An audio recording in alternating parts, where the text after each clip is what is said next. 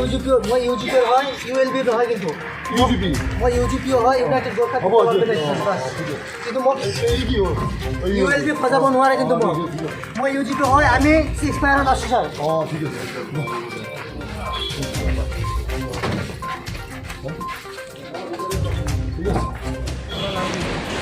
মই দীপক থাপা হয় আমি শান্তি বাজাত আছো সরকারের লগত আমি শান্তি বাজাত আছো ঠিক আছে আৰু কি হাতিয়াৰ আমি জমা কৰিছো ঠিক আছে মোক ULB খজাই আছে কিন্তু আপনি কি ডেজিগনেশনত কি হৈছে কি হত আছিল আপনি মই ডিস্ট্রিক্ট কমান্ডাৰত আছো আৰু তেওঁ নাজানো তেওঁৰ লগত মোৰ লিংক নাই কিয় আছিল